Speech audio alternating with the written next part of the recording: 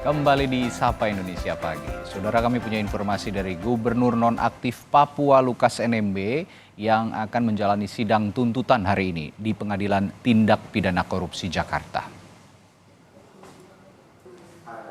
Jaksa penuntut umum dari Komisi Pemberantasan Korupsi akan membacakan surat tuntutan Lukas NMB, yakni terkait kasus dugaan suap dan gratifikasi.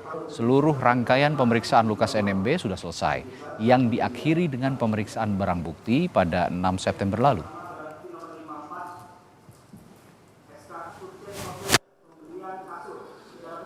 Dalam sidang kasus suap dan gratifikasi dengan terdakwa Lukas NMB, Hakim mengingatkan NMB untuk tidak emosi saat menjawab pertanyaan. Hakim juga mengingatkan bahwa ada konsekuensi hukum atas apa yang dilakukan NMB dalam persidangan. Pasalnya sidang Lukas NMB sempat diwarnai ketegangan. Gubernur nonaktif Papua itu marah dan berujung pada tekanan darah tinggi.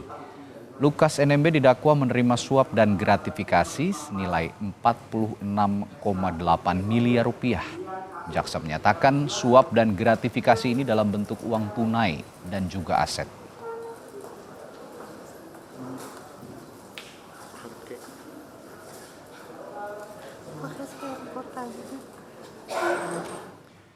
Lalu kapan berlangsungnya sidang tuntutan dan bagaimana perkembangannya, kami akan bertanya langsung ke jurnalis Kompas TV Putri Oktaviani.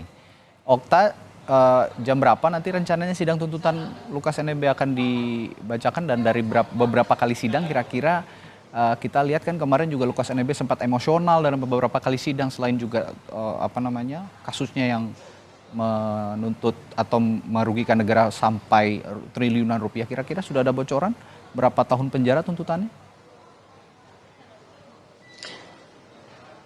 Ya, selamat pagi Radhi dan juga saudara. Benar sekali bahwa mantan Gubernur Papua yakni Lukas NMB nanti akan menjalani sidang tuntutan terkait dengan dugaan suap dan gratifikasi proyek pengadaan infrastruktur di wilayahnya, dan nanti rencananya akan digelar pada pukul 11 waktu Indonesia Barat.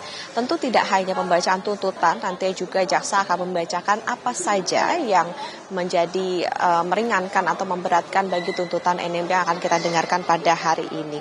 Sebelumnya, Radhi dan juga saudara, kita ketahui bahwa Lukas NMB ini menerima suap dan juga gratifikasi ini totalnya 46,8 miliar rupiah, diantaranya 45,8-nya adalah dugaan suap dan 1 miliar diantaranya adalah gratifikasi.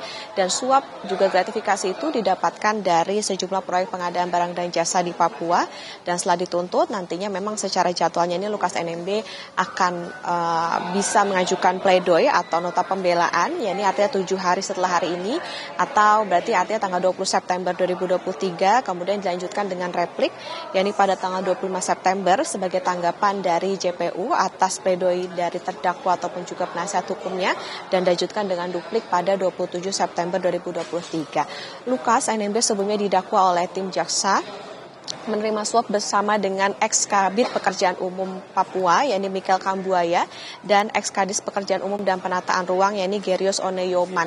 Ini didapatkan dari sejumlah perusahaan milik Piton Enumbi dan juga Rijanto Laka, agar Lukas, Michael dan juga Gerius ini mengupayakan perusahaan-perusahaan milik dari Piton dan juga Rijanto ini memenangkan proyek pengadaan barang dan jasa di lingkup Pemprov Papua pada tahun 2013 sampai 2022.